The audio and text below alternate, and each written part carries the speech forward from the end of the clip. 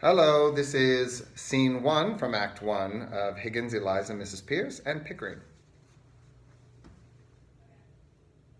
Oh, no. This is the girl I jotted down last night. She's no use. I've got all the records I want of the Listen Grove lingo, and I'm not going to waste another cylinder on it. Be off with you, I don't want you. Don't you be so saucy. You ain't heard what I come for yet. Did you tell him I come in a taxi? Nonsense, girl. What do you think a gentleman like Mr. Higgins cares what you came in? Oh, we are proud. He ain't above giving lessons, not him.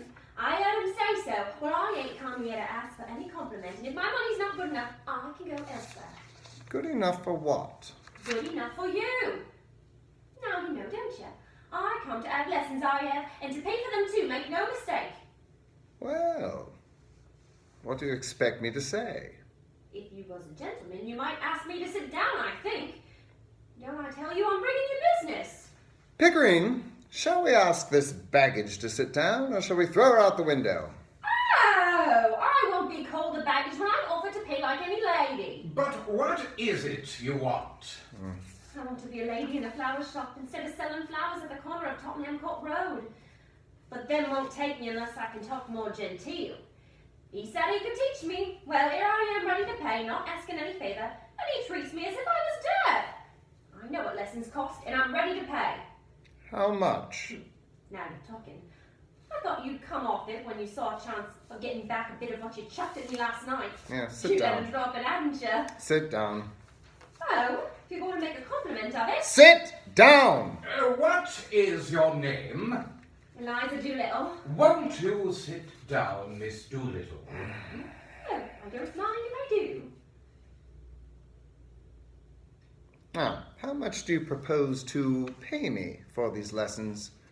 Oh, I know what's right. A lady friend of mine gets French lessons for 18 pence an hour from a real French gentleman.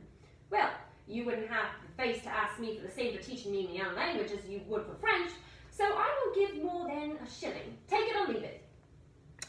You know, Pickering, if you consider a shilling not as a simple shilling, but as a percentage of this girl's income, it works out as fully equivalent to 60 or 70 pounds from a millionaire. By George, it's the biggest offer I've ever had. 60 pounds? What are you talking about? I never offered you 60 pounds. Oh, hold your tongue. But I ain't got 60 Oh, pounds. don't cry, you silly girl. Sit down. Nobody's going to touch your money. Yes, well, somebody's going to touch you with a broomstick if you don't stop sniveling. Now sit down. Oh, one would think you was my father. Now, if I decide to teach you, I'll be worse than 2 fathers to you. Here, What's this for? to wipe your eyes.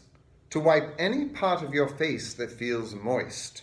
Remember, that's your handkerchief and that's your sleeve. And don't confuse the one for the other if you wish to become a lady in a shop. Higgins, I'm interested. What about your boast that you could pass her off as a duchess at the embassy ball, I'll say you're the greatest teacher alive if you can make that good. I'll bet you all the expenses of the experiment you can't do it. And I'll even pay for the lessons. Oh, you're real good. Well, thank you, Captain. You know, it's almost irresistible. She's so deliciously low, so horribly dirty. Oh, I ain't dirty. I washed my face and hands before I come, I did. I'll take it.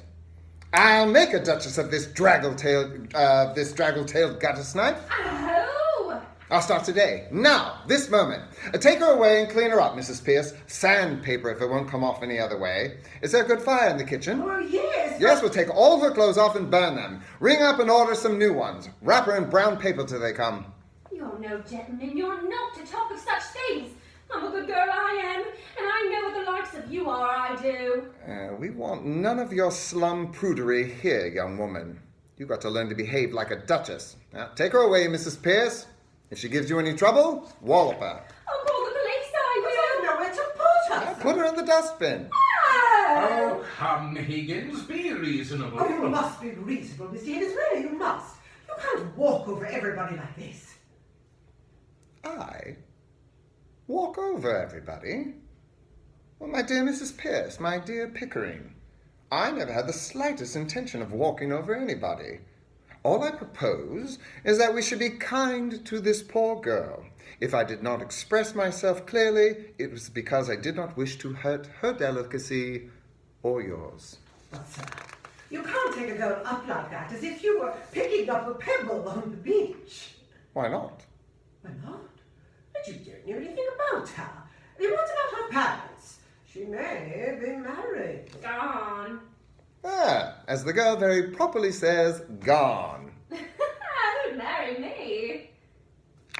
By George, Eliza, the streets will be strewn with the bodies of men shooting themselves for your sake by the time I'm done with you.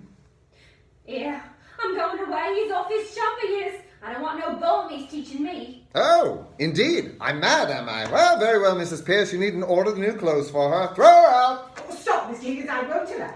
Now go on to your parents, girl. I ain't got no parents. Yeah, see? There you are. She ain't got no parents. What's all the fuss about? The girl doesn't belong to anybody, and she's no use to anybody but me. Take her upstairs. What wants to become of her, sir?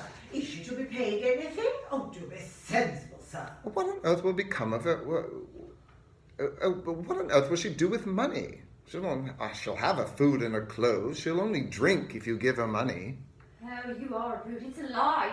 Nobody ever saw the sign of liquor on me. Oh, sir, you're a gentleman. Don't let him speak to me like that. Does it occur to you, Higgins, that the girl has some feelings? No, I don't think so.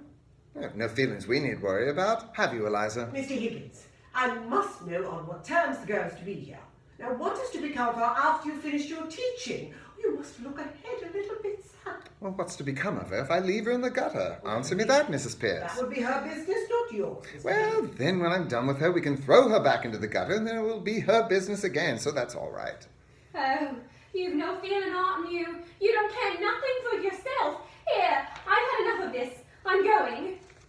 Eliza, have some chocolate. How do I know what might be in them? I've heard of girls being drugged by the like of you. Pledge of good faith, Eliza. I eat one half, and you eat the other. You shall have boxes of them, barrels of them every day. You shall live on them, I wouldn't have ate it. I mean, I'm too ladylike to take it out of me mouth. Think of it, Eliza. Think of chocolates and taxis and gold and diamonds. No! I don't want no gold and no diamonds. I'm a good girl, I am. Excuse me, Higgins, but I really must interfere. Mrs. Pierce is quite right. If this girl is to put herself in your hands for 6 months for an experiment in teaching, she must understand thoroughly what she's doing. Eliza, you are to stay here for the next 6 months learning how to speak beautifully like a lady in a florist shop.